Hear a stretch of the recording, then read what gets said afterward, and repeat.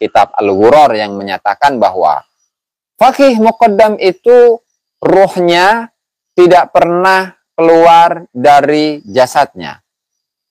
Nah, itu kan satu hal yang tentu bertentangan dengan syariat. Bagaimana bisa seseorang yang sudah meninggal dunia, ruhnya itu tidak pernah meninggalkan jasadnya? Berarti dia hidup dong di kuburan bersama jasadnya. Lalu ketika ada sebuah kisah bahwa seorang Habib yang ketika dia sudah meninggal dan meninggalkan seorang istri, dan istrinya dan dia belum memiliki seorang momongan, seorang anak. Lalu ketika istrinya itu rindu, kangen kepada suaminya, lalu suaminya itu bangkit dari kubur, kemudian mendatangi rumahnya, kemudian berhubungan seksual dengan mantan istrinya, lalu hamil, kemudian melahirkan anak, dan anaknya itu menjadi bin mayit. Sepertinya itu ada munasabahnya itu. Ada munasabahnya. Anaknya siapa? Anaknya bin mayit. Binnya bin mayit. Bin yang sudah meninggal, bin Habib yang sudah meninggal. Bismillahirrahmanirrahim. Ini kita baca bagian 1, yaitu muqaddimah ya, prolog. Ini di halaman 1 yang ditulis oleh Kiai Imad. Bagian 1, ulama Nusantara menggugat nasab palsu jawaban Kiai Haji Imaduddin Usman Al-Bantani terhadap buku Hanif Alatas DKK. Nah, ini sambil kita menunggu dari siapa namanya Al-Habib Muhammad bin Syihab. Nah, karena beliau itu tadi bilangnya mau ikut nyimak gitu. Meskipun saya mengkritisi leluhurnya Al-Habib Muhammad bin Syihab, tetapi beliau tetap dengan legowo, dengan rendah hati menerima keterputusan nasabnya Al-Habib Muhammad bin Syihab kepada Rasulullah Sallallahu Alaihi Wasallam. Kita lanjut. Menjawab prolog buku Hanif Alatas DKK. Jadi sebenarnya sebelumnya itu untuk Rabithah Alawiyah yang telah menyusun sebuah buku yang timnya itu dinamakan dengan tim pemersatu umat. Nah, tim pemersatu umat Islam. Tim pemersatu umat Islam katanya seperti itu. Yang padahal ya pemersatu dari mana, begitu kan? Itu menyusun sebuah buku dalam rangka untuk membantah apa yang disampaikan, apa yang dituliskan oleh Kiai Haji Imaduddin Usman Al-Bantani dalam tulisan-tulisannya. Nah, lalu muncullah itu beberapa orang, 6 atau 7 orang yang di dalam buku tersebut itu mengupas dari sisi manuskrip, dari sisi data-data dari kitab-kitab sejarah, yang intinya adalah menolak tesis dari Kiai Haji Imaduddin bahwasannya tesis Kiai Haji Imaduddin itu tidak ilmiah. Kenapa? Karena memang nasab balaghah itu sudah ijma. Sementara kalau ijma, kalau melihat pada definisi yang disampaikan oleh para ulama dalam kitab-kitab usul fikih, itu ijma adalah ittifaqu mujtahidil ummah fi asrin ala ayyi amrin. Nah, gitu kalau di dalam kitab Ghayatul Usul ya. Ijma itu adalah konsensus, kesepakatan para mujtahid umat Islam atas suatu perkara. Fi amrin, dalam suatu perkara, ala ayyi amrin, menyepakati atas sesuatu. Bahwa perkara tersebut halal, bahwa perkara tersebut haram. Nah, itu porsinya itu adalah fikih.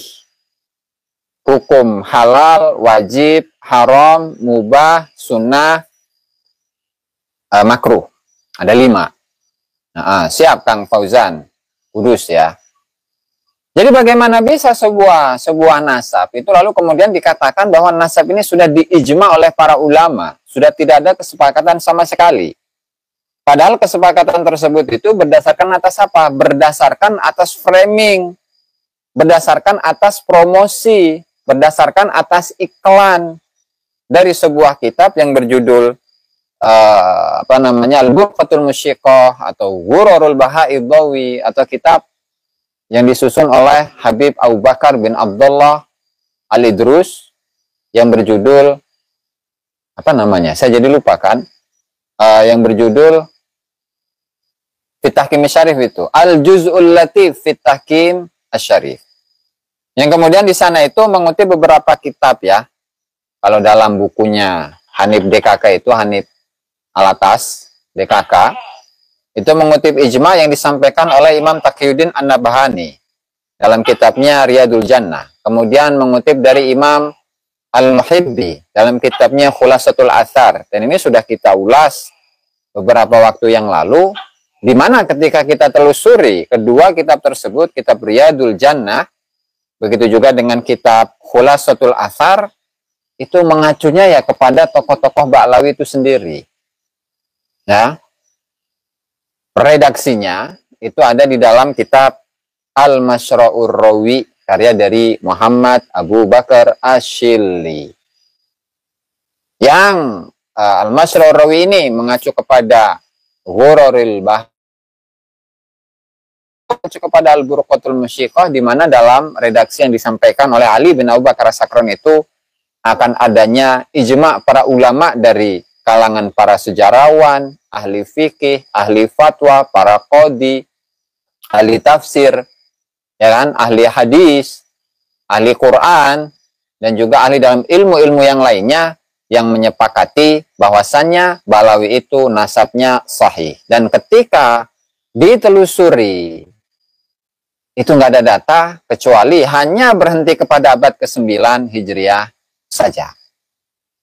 Nah, makanya di sini kalau kita membicarakan ijma, ya, ketika kita itu membicarakan ijma, itu dalam definisi, ya, definisi ijma itu adalah ittifaqu jami'il mujtahidina minal muslimin fi asrin minal usuri ba'da wafatir Rasul sallallahu alaihi wasallam ala hukmin syar'i fi waqi'atin, yaitu kesepakatan seluruh ulama mujtahid dari kaum muslimin dalam suatu masa setelah wafatnya Rasulullah Shallallahu Alaihi Wasallam atas suatu hukum syarak dalam suatu masalah. Sementara untuk nasab, dikatakan sebagai nasab yang bersambung kepada Rasulullah itu bukan hukum syariat.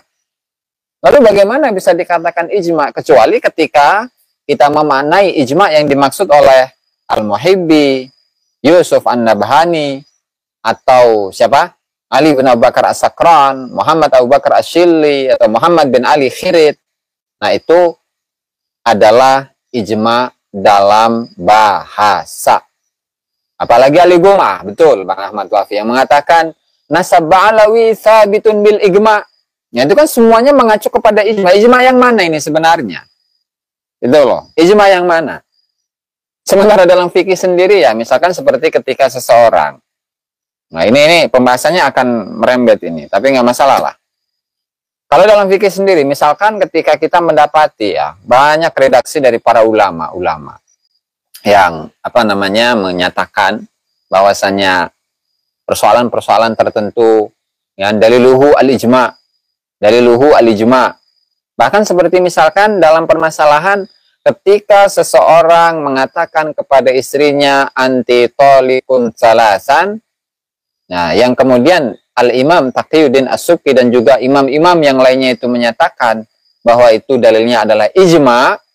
Nah, itu bisa ditelusuri ijma itu beneran atau enggak.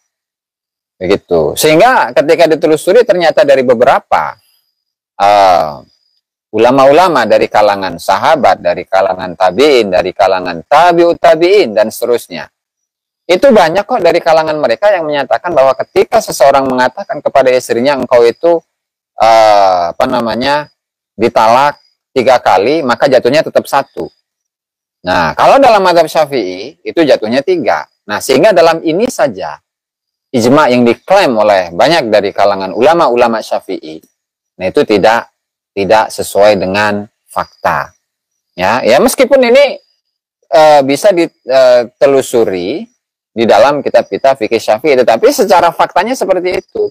Dari kalangan para sahabat, tabi'in, tabi'ut tabi'in, dan juga ulama-ulama mujtahidin yang lainnya itu menyatakan bahwa permasalahan tersebut terjadinya talak atau penghitungan talak itu hanya 1. Itu kalau meskipun dalam mazhab Syafi'i mengatakan tetap 3. Nah, itu sebagai sampel ya. Sampel dari sebuah ijma. Apalagi hanya sekedar ijma nasab Ba'lawi. Apalagi hanya sekedar ijma nasab Ba'lawi. Yang ketika kita menelusuri satu persatu dari generasinya, leluhur dari Ali bin Abu Bakar As-Sakron. Mau itu Abdurrahman bin Muhammad As-Saqqaf, Muhammad Maulad Dawile, kemudian Ali bin Alwi Al-Ghayur, bin Muhammad Al-Faqih Al-Muqaddam bin Ali Walidul Faqih, bin Muhammad Sahib Mirbat, bin Ali Khaliq Qassam, bin Alwi Athani, bin Muhammad Sahib Sawma'ah, kemudian bin Alwi, bin Ubaidillah, bin Ahmad, bin Isa, untuk menelusuri tokoh-tokoh yang saya sebutkan tadi dalam buku-buku sejarah itu tidak terkonfirmasi. Bahkan untuk Waqi Muqaddam sendiri yang dikatakan sebagai pendiri dari tarekat Alawiyah, imamun fi syari'ati wa tariqah, itu menurut pengakuan dari salah seorang ulama yang asalnya itu kota Aden, yang bernama Syekh Abdullah bin As'ad Al-Yafi dalam kitabnya Mir'atul Jinan, itu pun tidak kita temukan jejaknya sama sekali. Jangankan Waqi Muqaddam, Ba'lawi, satu tokoh Ba'lawi yang tersebutkan dalam kitabnya Mir'atul Jinan yang 10 jilid itu, nggak ada. Ya, itu sebagai satu contoh. Ya. Nah, kemudian di sini, ya, yang intinya seluruh apa yang diklaim ijma selama ini itu hanya klaim saja yang tidak bisa dipertanggungjawabkan secara data. Oke, jadi statement atau argumentasi bahwasanya nasab Ba'lawi itu udah sabitun bil ijma sesuai dengan statement-statement yang sering mereka sampaikan. Kemudian statement yang disampaikan oleh Syekh Ali Goma itu batal dengan sendirinya. Oke. Nah, kemudian berikutnya ya, mengutip dari sebuah kitab yang berjudul Usul Ilmin Nasab wal Mufadalah Bainal Ansab, karya dari Fuad bin Abduh ibn Abil Ghais Al-Jizani, di mana di sana mengatakan indama nuhaqqiqu an-nasaba fa innal masadir allati yumkinu an nastaqiya minha an-nasaba yajibu an takuna min kutubil ansabil qadimah allati kutibat qabla al-asril hadith haitsu kana an-nasu aqraba ila ma'rifati usulihim. Dan ketika kita mentahqiq, meneliti, menelusuri nasab, maka sumber-sumber yang memungkinkan kita untuk kita ambil, maka harus atau wajib berupa kitab nasab terdahulu yang sebelum ditulis, yang ditulis sebelum masa modern, yaitu ketika orang lebih dekat untuk mengetahui keturunan-keturunannya. Kemudian wala yumkinun al-haditsu 'anin nasabil qadim bina'an 'ala ma warada fil kutubil haditsa al-mustanada ila kalamin ghairi mantiqiyyin wa 'ala dzakirati sya'biyyah faqat. Dan juga ini dalam kitab yang sama ya, dalam Usul Ilmin Nasab wal Mufadalah Bainal Ansab, kita itu tidak bisa membicarakan tentang nasab orang-orang terdahulu.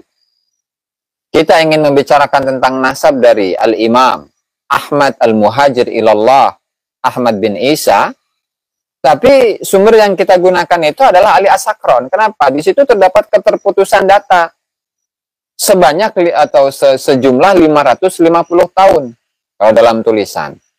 Atau kalau dalam kitab nasab itu bisa sampai 651 tahun. Jadi keterputusannya itu sampai 651 tahun.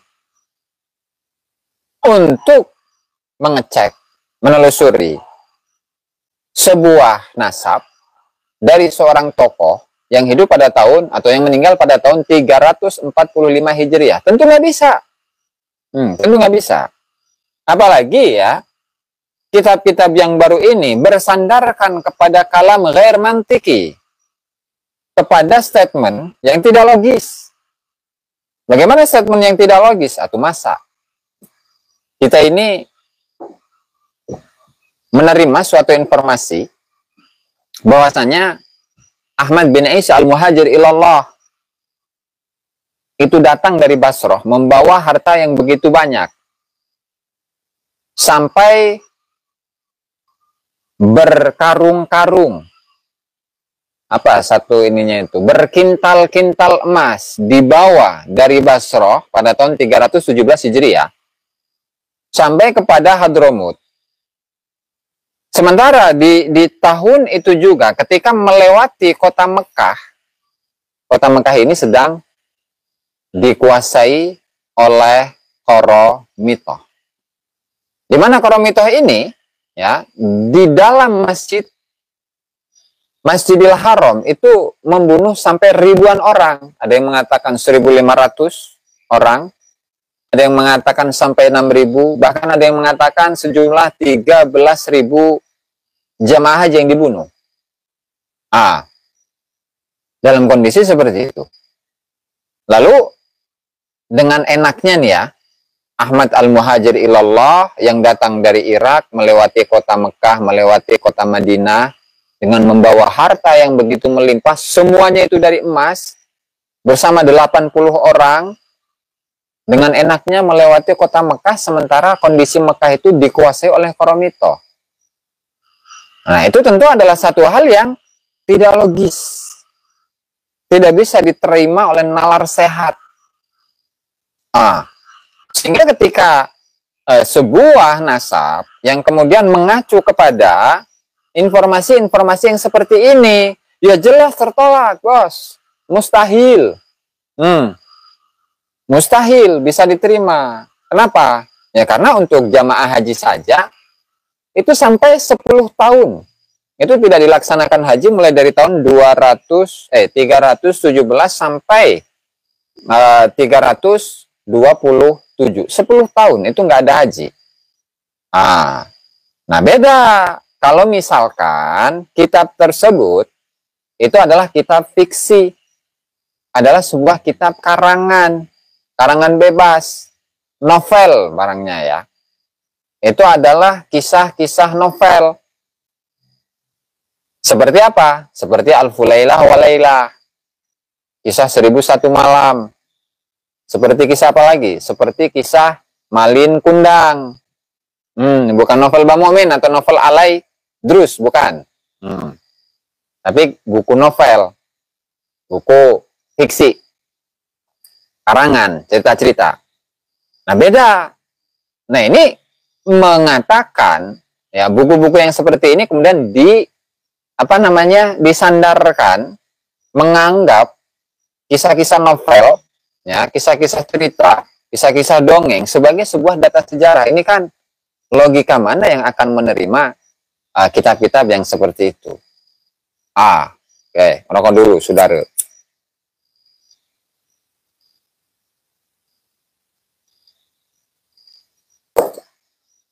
Itu baru di situnya saja. Ya, itu baru segitu. Nah, makanya di sini kata Kiai Haji Imaduddin Usman Al-Bantani, beliau mengatakan, belum di Buhurna, siap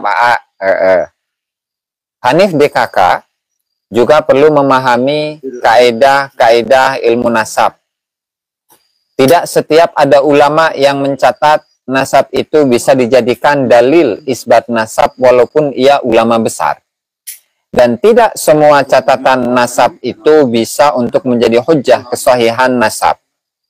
Ia harus dilihat apakah kitab itu kitab nasab atau bukan, semasa atau tidak dengan individu yang sedang diteliti, atau paling tidak kitab itu paling dekat masanya dari kitab yang dapat ditemukan.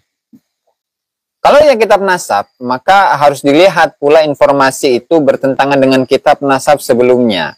Jadi tidak semua informasi dalam sebuah kitab dapat begitu saja dijadikan dalil. Nah itu dan seterusnya ya.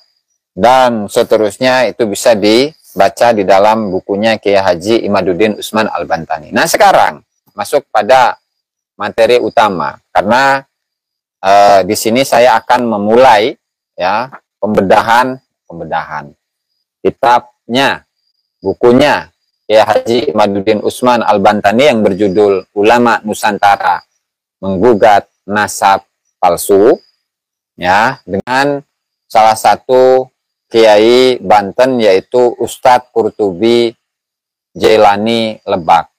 Nah, kalau santri-santrinya biasanya memanggilnya dengan Abuya. Ini lebih parah lagi kalau di sini mah. Di sini langsung nyebut nama. Kalau saya masih menyebutkan Ustadz itu, saya masih takzim kepada beliau ya, sebagai seorang ulama itu ya. Oke.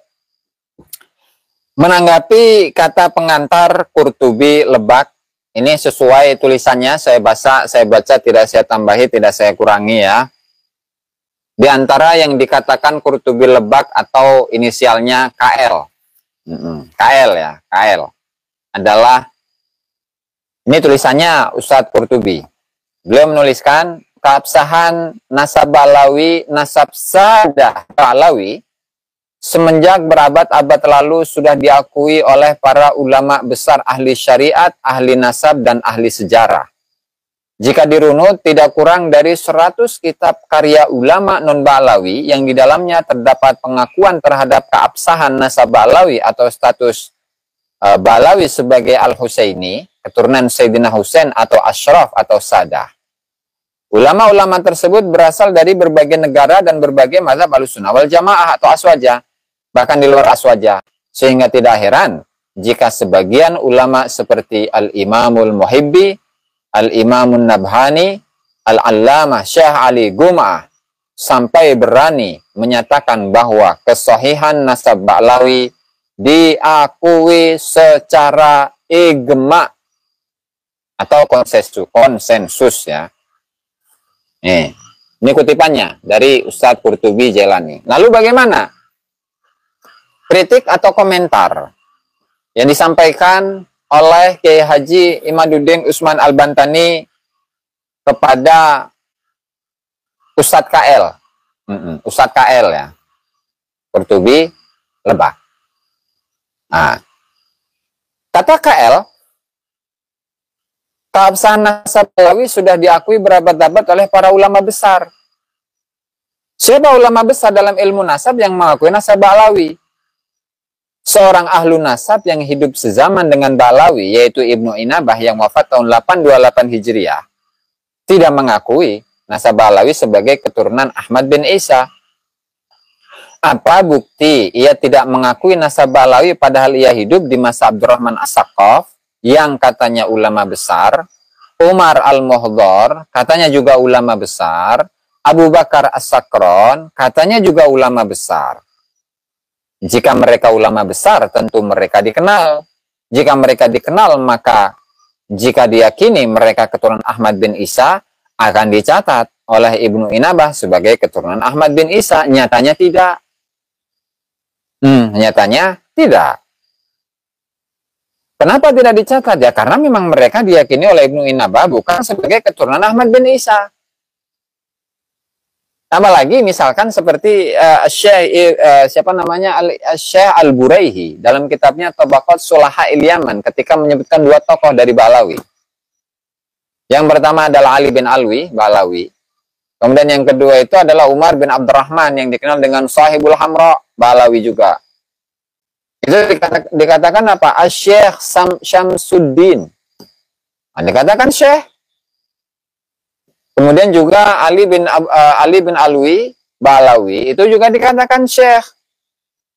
Nah, sementara untuk misalkan Al-Imam Al-Hadi Ilal Haq, Yahya bin Husain bin Qasim bin Ibrahim Ar-Rasi, itu dikatakan sebagai As-Sayyidus Syarif.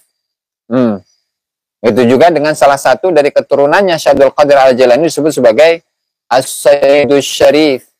At-Tahirul Uruma, At-Tahirul Umuma, Al-Muttasil Nasabuhu ila Syekh Al-Qutub Abdul Qadir Al-Jilani, Al-Thabit Nasabuhu ila Rasulullah sallallahu alaihi wasallam. Nah itu Al-Imamul Buraihi dalam abad ke-9 menyebutkan Ba'lawi tidak sebagai Sayyid, tidak sebagai Syarif, tidak sebagai tokoh-tokoh yang bersambung nasabnya kepada Rasulullah Sallallahu Alaihi Wasallam.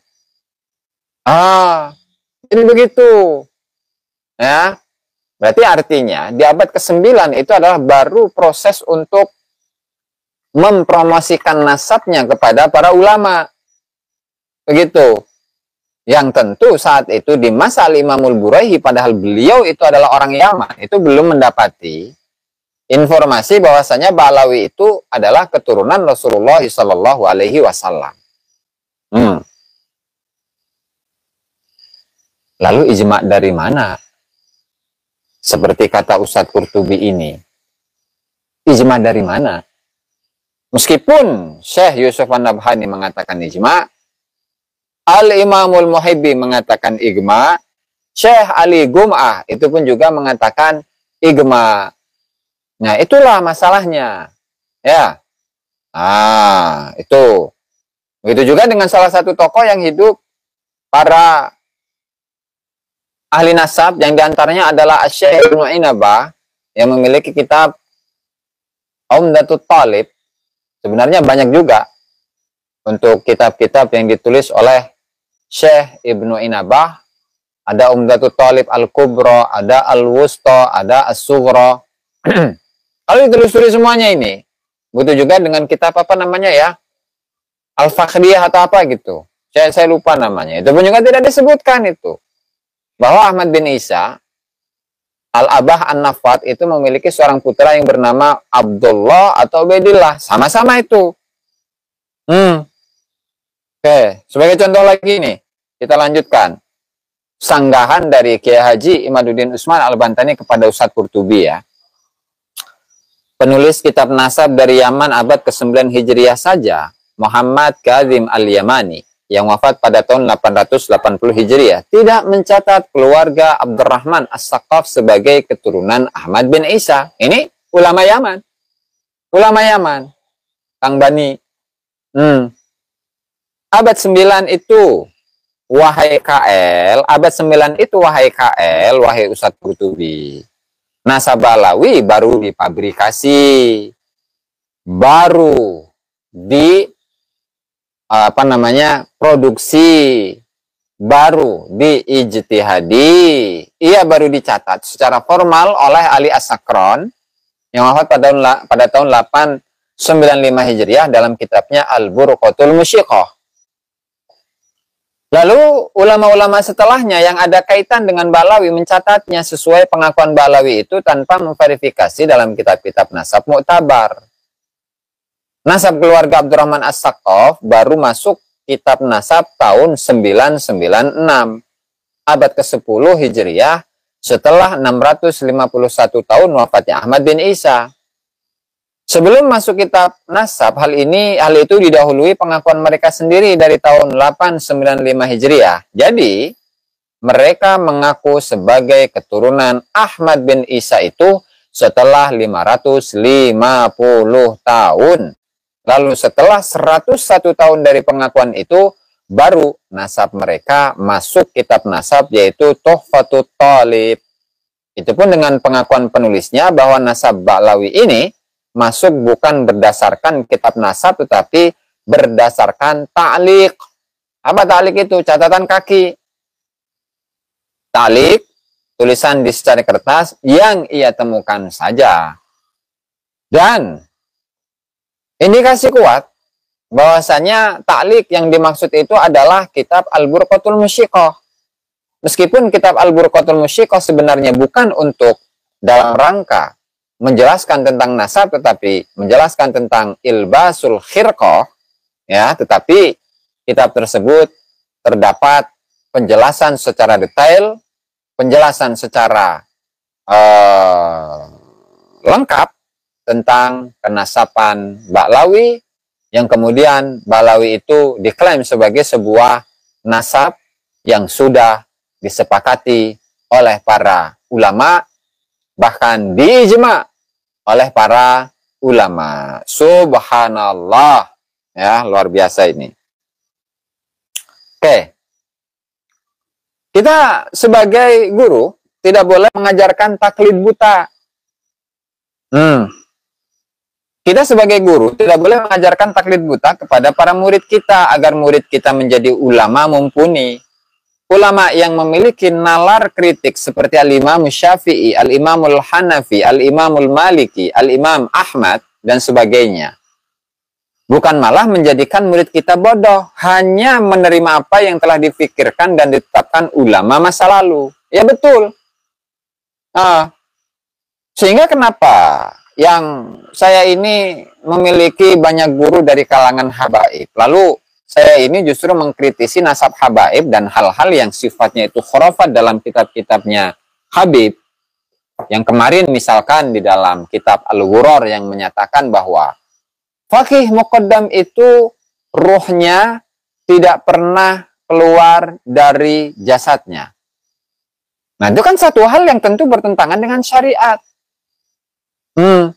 Bagaimana bisa seseorang yang sudah meninggal dunia, ruhnya itu tidak pernah meninggalkan jasadnya? Berarti dia hidup dong di kuburan bersama jasadnya. Lalu ketika ada sebuah kisah bahwa seorang Habib yang ketika dia sudah meninggal dan meninggalkan seorang istri, dan istrinya dan dia belum memiliki seorang momongan, seorang anak. Lalu ketika istrinya itu rindu, kangen kepada suaminya, lalu suaminya itu bangkit dari kubur, kemudian mendatangi rumahnya, kemudian berhubungan seksual dengan mantan istrinya, lalu hamil, kemudian melahirkan anak, dan anaknya itu menjadi bin mayit. Sepertinya itu ada munasabahnya itu. Ada munasabahnya. Anaknya siapa? Anaknya bin mayit.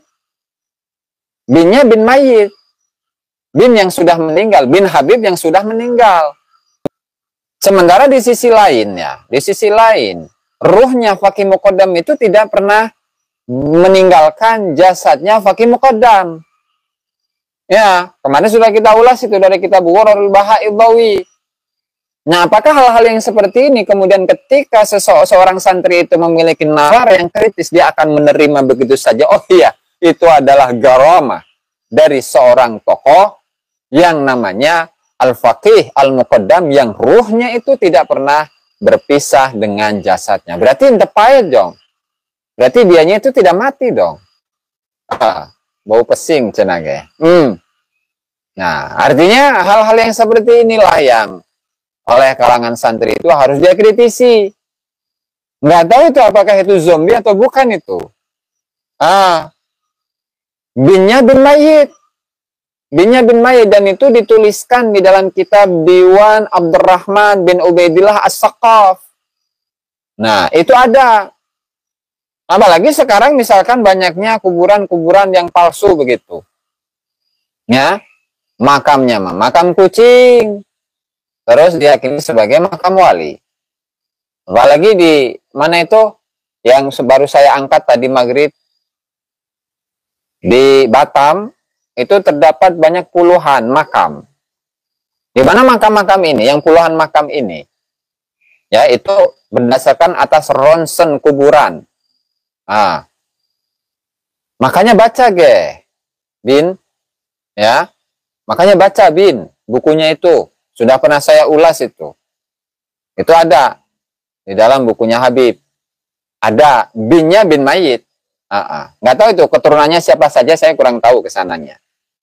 Ya, karena tidak disebutkan di dalam kitabnya. Binnya bin mayit itu mutlak ada dalam keterangan kitabnya. Nah, hal-hal yang seperti ini tentu seorang santri yang memiliki nalar kritis, lalu kemudian gurunya itu melarang, hei santri, kamu tidak boleh mengkritisi itu. Kenapa? Karena kalau kamu mengkritisi kisah-kisahnya Faqih Muqaddam, ketika engkau itu mengkritisi garomahnya Al-Faqih Al-Muqaddam, maka kamu akan kualat, tidak akan mendapatkan syafaat Rasulullah Sallallahu Alaihi Wasallam. Apakah seperti itu? Jadi inilah teman-teman ya, apa yang dilakukan oleh Haji Imaduddin Usman Al-Bantani itu semata-mata untuk umat Islam, semata-mata untuk bangsa dan negara kita, agar bangsa dan negara, bangsa Indonesia, masyarakat Indonesia dan umat Islam itu menjadi umat yang memiliki nalar yang kritis, dan ketika menerima kebenaran itu dilihat dulu, i'rifil haqqa birrijal, la ta'rifil haqqa birrijal, wa'rifil haqqa wa'rifir rijala bil haqq. Sampai keliru saya. ketahuilah kebenaran itu bukan melalui tokoh. Tapi dengan kebenaran itu, ketahuilah bahwa tokoh ini benar atau tidak. Betul, Aadiar. Pendewasaan cara berpikir spiritual. Betul. Nah, gitu. Nah, itu yang saya menyurahi apa yang disampaikan oleh Kiai Haji Imaduddin Usman. Ini dalam bukunya ini ya. Nah, jadi yang keren itu Kiai Imad. Bukan saya, itu tambahan aja dari saya tadi. Oke, kita lanjut. Bagi ulama, bukan bagi para para orang-orang yang melakukan taklid buta. Taklid itu seperti setan untuk dapat mencapai kebenaran yang hakiki. Al-Quran dengan segala makna dan rahasianya yang menakjubkan, inti ajarannya tidak akan dapat diraih oleh orang yang terhalang fanatisme suatu pemahaman sebelumnya. Padahal pemahaman itu tanpa ada dalil sedikit pun. Sebuah konklusi yang ditakliti seorang ulama secara buta menunjukkan bahwa hatinya telah tersegel dari fanatisme dari apa yang telah ia dengar dan ia baca. Padahal ia tidak mengetahui apakah yang ia dengar dan ia baca itu bersumber dari dalil atau tidak. Lehernya telah terikat oleh tali taklid yang kuat yang ditautkan di tiang pemahaman sebelumnya, sehingga ia tidak bisa berjalan jauh untuk mencapai basirah dan musyahadah dari hakikat suatu kebenaran. Jika berkemilau cahaya kebenaran yang hakiki dari kejauhan, lalu hampir saja hatinya menerima kebenaran itu, maka tali setan, taklid itu akan langsung menariknya dan berkata, bagaimana sampai terlintas di hatimu kesimpulan yang berbeda dengan gurumu atau leluhurmu. Itulah cara kerja setan dalam mempermainkan ulama dan menjerumuskannya untuk tetap berada dalam kubangan taklid dan menghalanginya untuk menaiki tangga-tangga hakikat. Nah, artinya ini sebenarnya Kiai Haji Imaduddin Usman itu ingin menjebol benteng pertahanan dari mereka-mereka yang mengkultuskan dirinya sendiri atau mengkultuskan para ulama-ulama sebelumnya. Artinya bagaimana ketika Syekh Muhammad Nawawi Al-Bantani mengatakan wal habibu ay al mahbubu as-sayyidu as-sayyidu apa tuh? Saya jadi lupa itu. Sayyidu wastilahu ba'di ahlil bilad annal habib yutlaqu ala dzurriyyati an-nabi sallallahu alaihi wasallam. Nah, maafi makna ya. Karena saya tidak hafalkan secara tekstual. Yang artinya begini, saya terjemahkan Indonesia aja lah biar daripada sok-sok Arab tapi salah gitu kan. Nah, saya terjemahkan aja gini.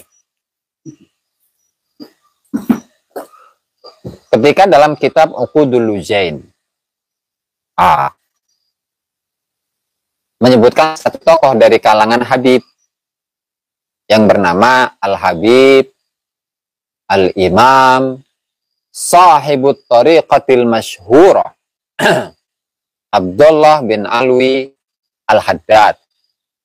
Nah, lalu ditafsirilah oleh Syekh Muhammad Nawawi Al-Bantani dengan As-Sayyid itu artinya adalah Al-Habib itu artinya adalah Al-Mahbub. Habib itu artinya Kang Ketua RT Tarim, ini jauh-jauh dari Tarim ini. Di Tarim ada RT-nya juga ya, subhanallah. Artinya Al-Habib itu adalah orang yang dicintai. Dan di akhir atau setelah statement itu, Syekh Nawawi itu mengomentari bahwa istilah dari sebagian tempat bahwasannya seorang keturunan Rasulullah Shallallahu Alaihi Wasallam dari jalur Sayyidina Hasan atau Sayyidina Husain itu kalau laki-laki namanya Habib, kalau perempuan namanya Hubabah. Ya, itu teks yang ada dalam kitab Uqudul Lujen. Syarah Uqudul Lujen. Lalu beliau kritis ini dalam statement yang berikutnya. Sementara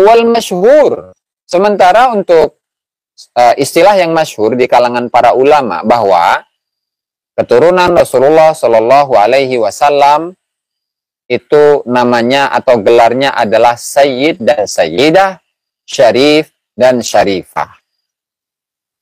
Di sisi lain memang ketika nalar kritis seorang santri, oh ini kan kitab membahas tentang hukum, kitab membahas tentang nikah, kok bisa digunakan ya untuk mengisbatkan sebuah nasab?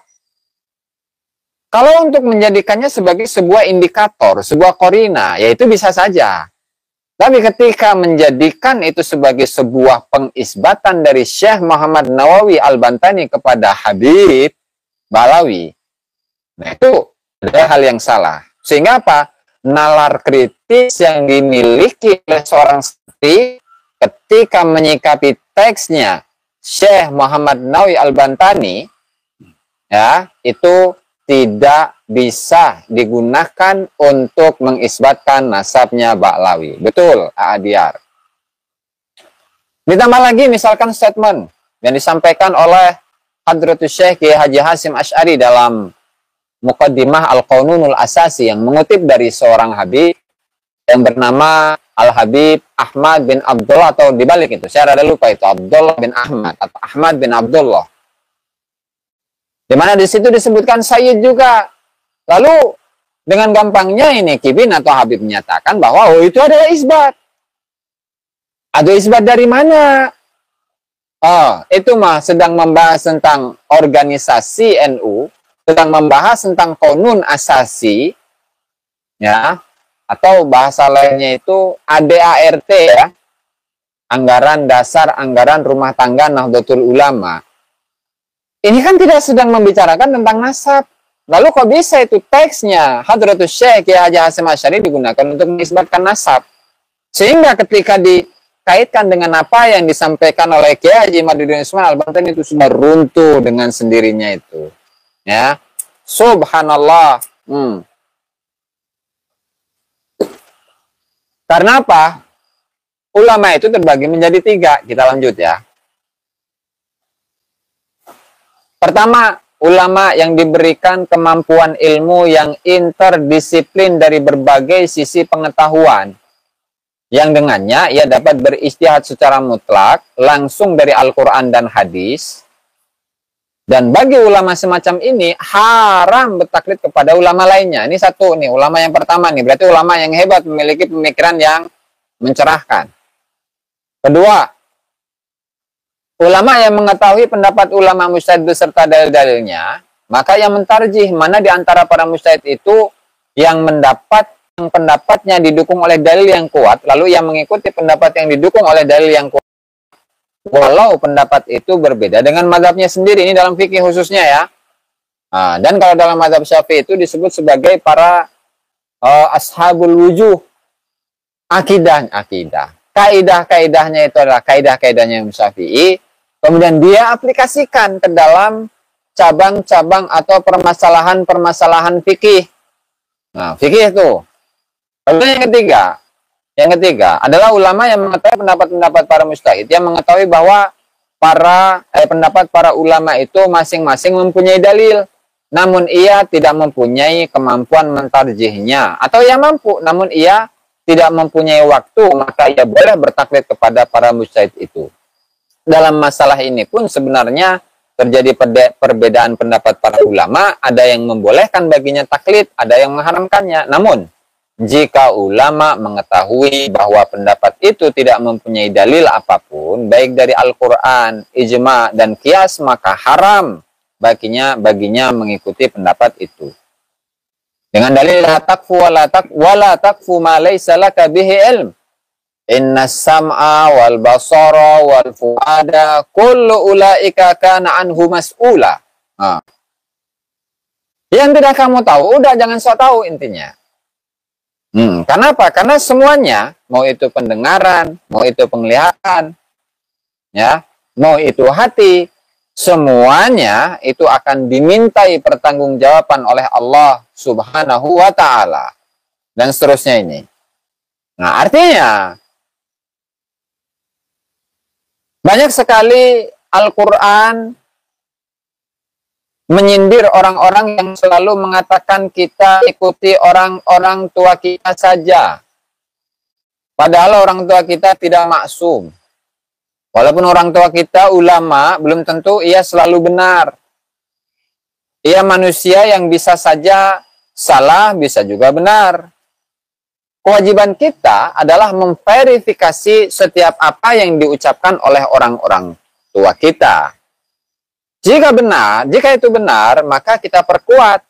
Jika itu salah, kita luruskan. Ini contoh ayat, udah nggak perlu itu. Nah, ulama itu yang harus difahami secara mendalam. Dan mudah-mudahan ini sampai ya kepada Ustadz Quthubi Jailani ya, bahwa ulama itu yang nggak maksum.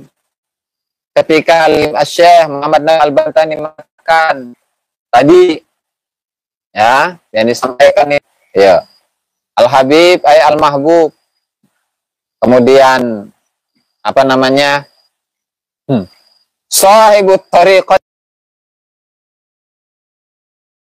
istilah hubah di ahli bilad dan istilah sebagian penduduk daerah dan seterusnya tadi yang saya sampaikan itu ya. Artinya ketika kita meninggalkan pandangan dari Syekh Al-Bantani ketika menafsiri bahwa Al-Habib itu adalah dzurriyyah Rasulullah Shallallahu Alaihi Wasallam, lalu apakah kita itu salah ketika tidak percaya atau tidak mempercayai statement tersebut, tidak menggunakan statement tersebut? Maka ini para kibin ini harus menyimak ya uraian-uraian ini, gitu ya. Oke. Kemudian juga kutipan dari Ustadz Quthubi Jailani lagi nih. Nah, ya, Ustadz Quthubi Jailani ini mohon disampaikan ke beliau ya, Kibin ya. Anehnya, setelah lebih dari 1000 tahun barulah muncul Imaduddin Sarman mengatakan bahwa Ubaidillah kakek Balawi bukan anak dari Ahmad bin Isa. Ini statement dari Ustadz Quthubi. Sehingga nasab Balawi batal sebagai dzurriyyah Nabi Muhammad Sallallahu Alaihi Wasallam. Lebih dahsyatnya lagi, orang tersebut merasa hanya dirinya Indonesia yang benar dan semua ulama besar yang mengakui nasab Balawi adalah salah.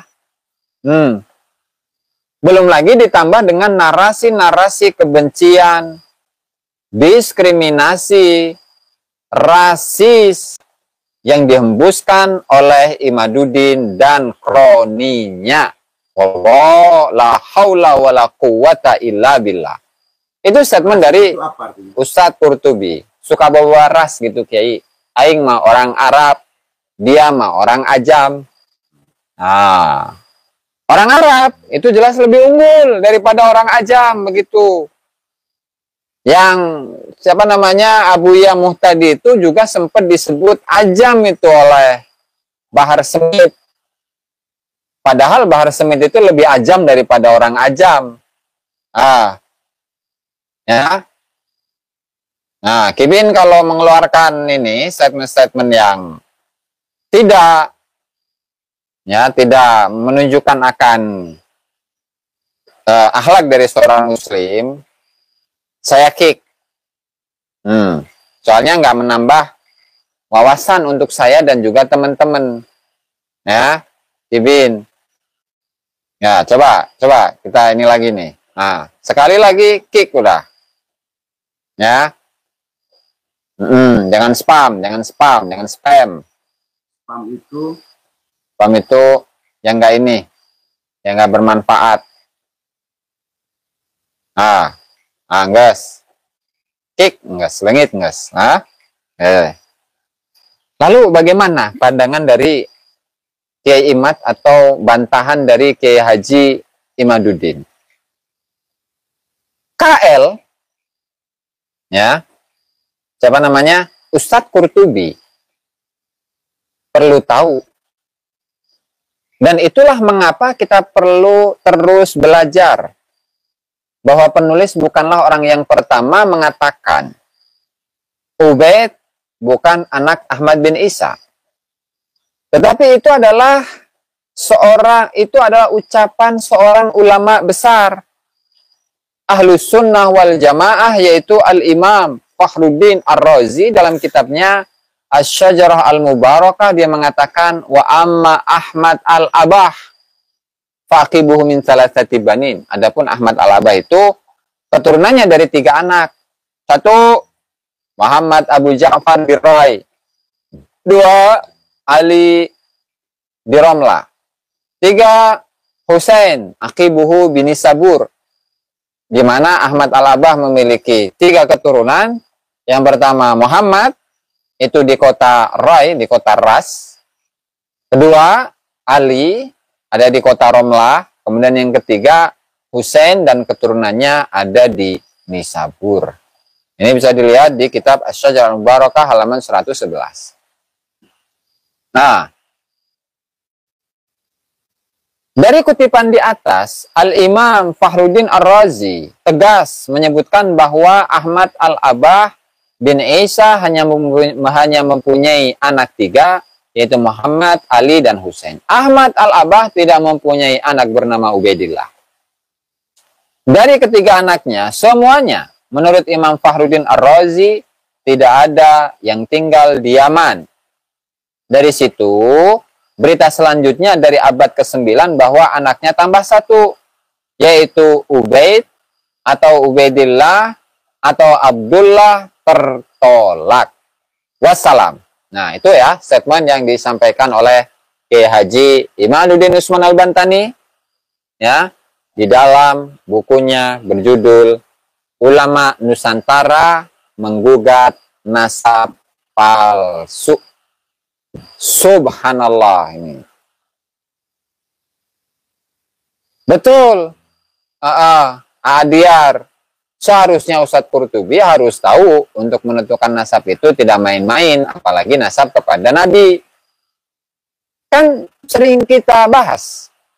Wa yambaghi likulli ahadin an yakuna lahu ghiratun fi hadzal nasabi syarifi wa dhabtihi hatta la yantasiba ilaihi sallallahu alaihi wasallam ahadun illa bihaq. Setiap orang itu harus memiliki kecemburuan kepada nasab Nabi. Setiap orang itu harus memiliki kecemburuan untuk melakukan verifikasi kepada siapapun yang mengklaim dirinya sebagai keturunan Rasulullah sallallahu alaihi wasallam. Agar apa? Agar tidak semua orang itu mudah untuk mengklaim ana cucu Nabi, ente cucu Nabi. Enggak, supaya enggak kayak gitu, ya. Apalagi mengatakan dalam darah saya terdapat darah suci Rasulullah.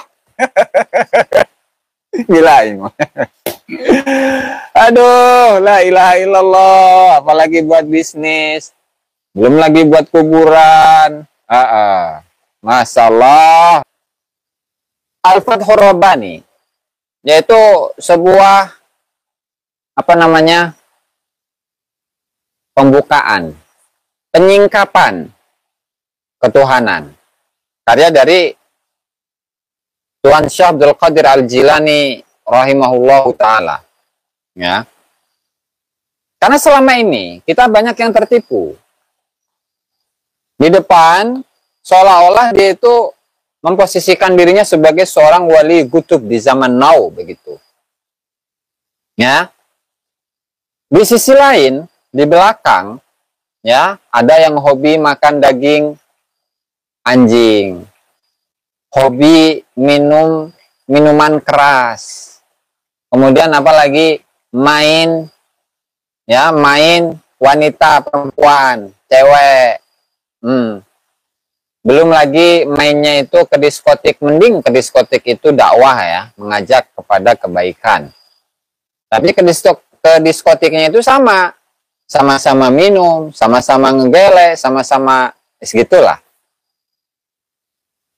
Yang kemudian dalam waktu-waktu yang sebelumnya dia itu dikenal, saya nggak perlu menyebut nama ya, nggak nyebut merek.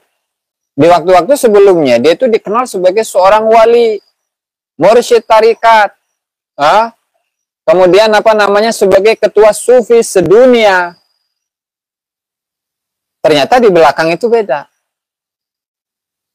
Bahkan untuk persebaran makam-makam yang berdasarkan atas ronsen kuburan itu sudah berjumlah ratusan mungkinnya.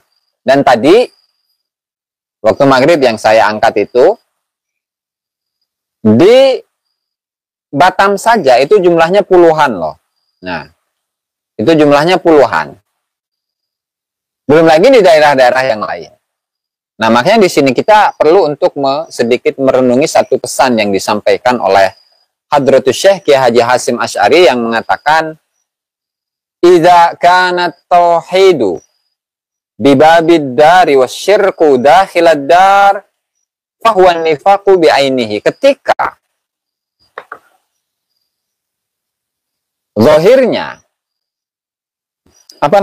bajunya, pakaian zahirnya itu seolah-olah dia adalah seorang wali yang memiliki ketauhidan yang tinggi di sisi Allah Subhanahu wa taala.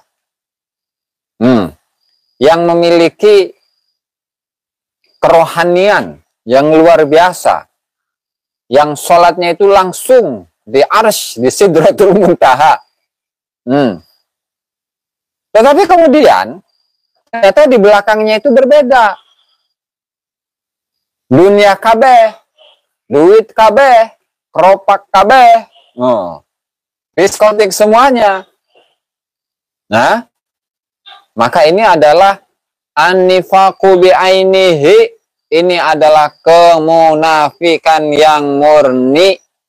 Ini kata Tuhan saya ini, takut penasaran, buka aja tuh. Tuh. Ya, dalam kitab Fathur Rabbani. Idza kana tauhidu bibabid dar wa syirku dakhilad dar fa huwa nifaqu bi'ainihi. Tuh. Gitu. Ya, jadi artinya yang namanya seorang wali, apalagi Gutub, apalagi Al-Ghaus, la ilaha illallah Muhammad Rasulullah. Tentu antara zahir dan batin itu sama, nggak ada bedanya. Allah kasih. Itu sama. Info harga pasir ya. Ya, artinya sebagai bangsa Indonesia yang mencintai agamanya, yang mencintai negaranya, yang mencintai tanah airnya, yang mencintai bangsanya, tentu ketika dia tertipu dengan segala macam doktrin-doktrin yang menyesatkan, yang terus-menerus dididik untuk menjadi seseorang yang bodoh, ya, karena pendidikan atau mendidik seseorang menjadi bodoh itu semenjak awal abad 20.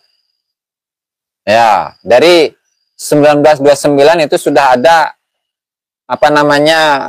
satu majalah yang menjelaskan tentang hal itu. Sampai saat ini pun ada. Jadi segala macam kerugian-kerugian yang dialami oleh masyarakat, baik itu dengan adanya dawir, ya kan? Atau dengan adanya penjajahan spiritual. Tidak boleh kamu kritik. Kalau kamu kritik kepada Habib, maka kamu kualat. Ya. Kalau kamu mengkritik Habib, kamu tidak akan mendapatkan syafaat Rasulullah Shallallahu Alaihi Wasallam. Kalau kamu mengkritik Habib, maka kamu tidak akan bisa masuk surga. Jangankan masuk surga, kamu mencium bau surga saja. Itu tidak akan bisa. Kenapa? Karena ketika engkau itu mengkritisi Habib, maka engkau telah menyakiti hati Rasulullah Sallallahu Alaihi Wasallam. La ilaha illallah.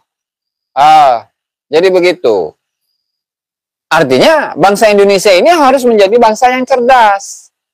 Tidak boleh, ya, tidak boleh bangsa Indonesia ini mau untuk dibodoh-bodohi oleh mereka-mereka yang mengatasnamakan cucu Nabi Muhammad Sallallahu Alaihi Wasallam cuma sementara untuk data sejarah, ilmu nasab, DNA saja meleset. Itu, ya. Lalu menggunakan nama-nama besar kita, para ulama-ulama kita terdahulu, mendompleng nama-nama besarnya Syekh Muhammad Al-Bantani, Hadratus Syekh Haji Hasim Asy'ari, Syekh Muhammad Mahfud At-Tirmidzi, Syekh Sholeh Darat, gurunya Hadratus Syekh Haji Hasim Asy'ari, ya. Kemudian siapa lagi? Dan ulama-ulama yang lain.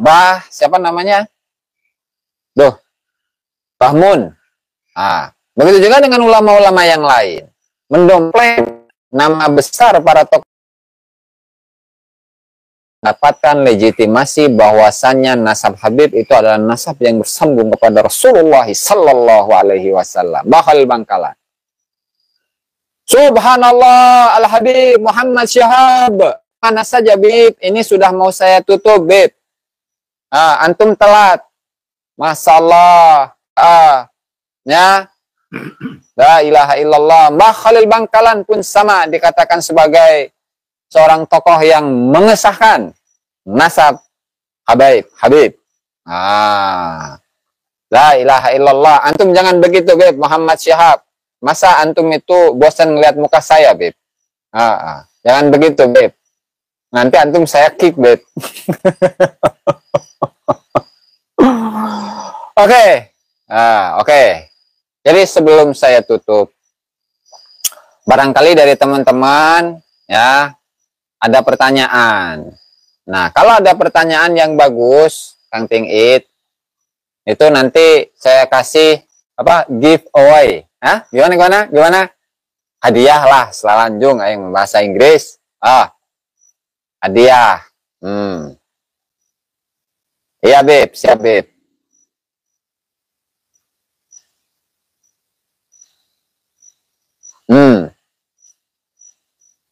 Saya kurang begitu mengikuti, Kang, taktiku, ya. Coba nih saya pelankan ini. Kang Komjinku, bukunya itu hadiahnya, punten buku saku. Jadi buku saku dari Haji Bantani tentang baik bukan keturunan Rasulullah, 5 biji, ya, 5 biji.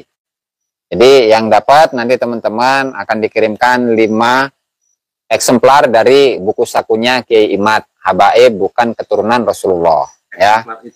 Eksemplar itu biji. 5 biji, 5 buku. Ya. Itu juga Muhyiddin di Mengger, dakwahnya ngedomplong para wali Syekh Saib. Nah, itu yang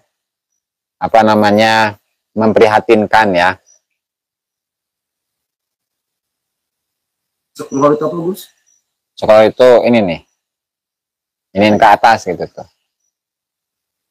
Kang Cuaks, ya, apa agenda besar di tahun ini buat polemik nasab? Apa iya begini-begini terus? Nah, kita hanya ini, Bang Cuaks.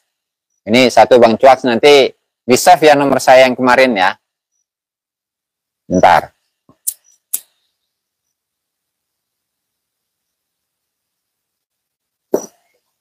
Jadi memang untuk polemik nasab ini harusnya itu bahasanya, ya, ditangani langsung oleh pemerintah harusnya, ya.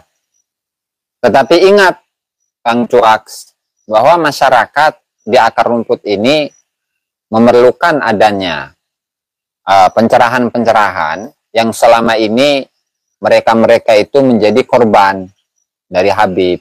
Baik itu korban secara materi, baik itu korban secara spiritual.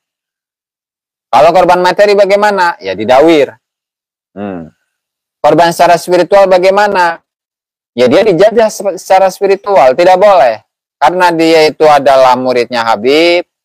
Kemudian dia itu tidak boleh untuk membahas nasabnya Habib, tidak boleh membahas doktrin-doktrin penyesatan para Habib, ya, sehingga santrinya Habib itu tidak memiliki nalar yang kritis sebagaimana mestinya. Nah, itu di satu sisi ya. Nah, dan di sisi lain memang perlu adanya pemerintah itu ya menangani secara langsung tentang polemik ini agar jelas nih statusnya bagaimana. Apakah Habib itu dzurriyyah Nabi? Apakah keturunan Rasulullah SAW atau tidak? Bagaimana dengan pembelokan-pembelokan sejarah? Bahwasannya kemerdekaan Indonesia itu tidak akan tercapai kecuali atau tanpa jasanya para habaib. Hal-hal yang seperti itu harus diluruskan oleh negara. Itu perlu. Tetapi kan pada ujungnya kita itu ya sebagai manusia biasa hanya bisa berikhtiar. Karena kemarin ketika PWI di PWI itu, di Rakernas PWI, di mana salah satu poinnya itu adalah meminta kepada MUI, meminta kepada Kemenak, dan meminta kepada pemerintah pusat untuk menyelesaikan polemik nasab yang terjadi saat ini, yang sampai saat ini tuh berapa? Sampai 3 tahun. Nah, masuk pada tahun yang ketiga lah ya. Jadi begitu Bang Cuaks ya. Nanti Bang Cuaks give away cenage. Jangan Kang lencai ya. Nah, Ibu Mama Haiza tuh apa pertanyaannya? Jadi untuk agenda besar di tahun ini,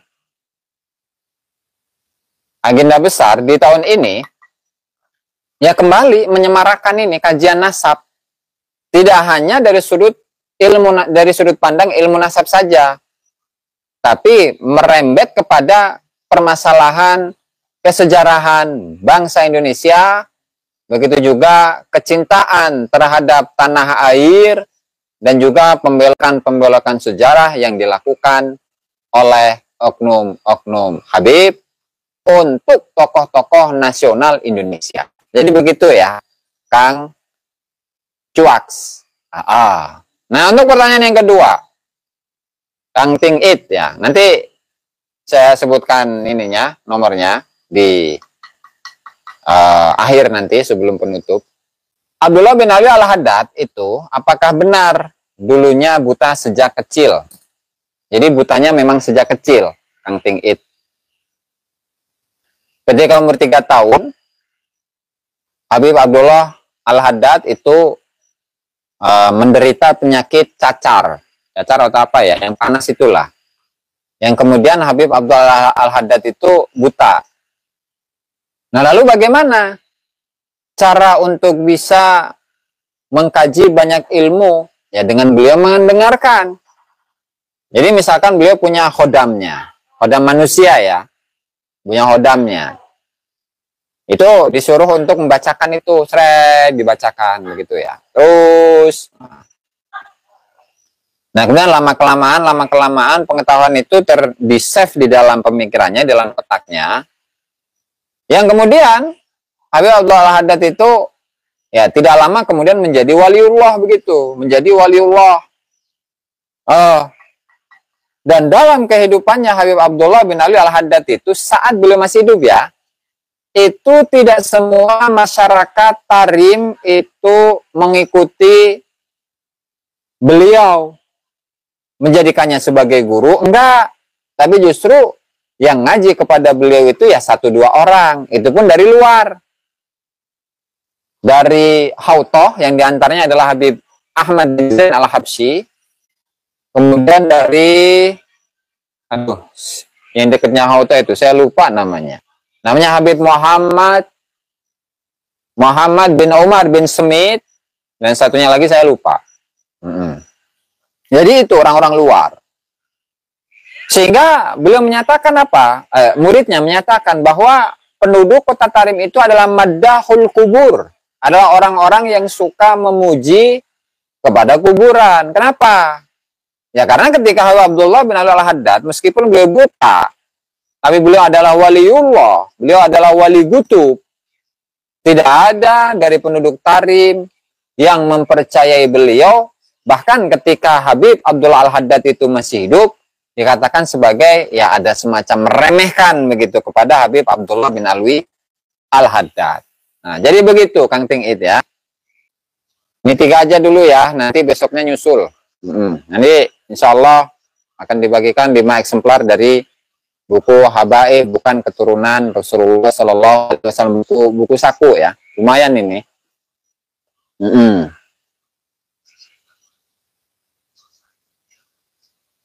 Ini saya pilih-pilih ya.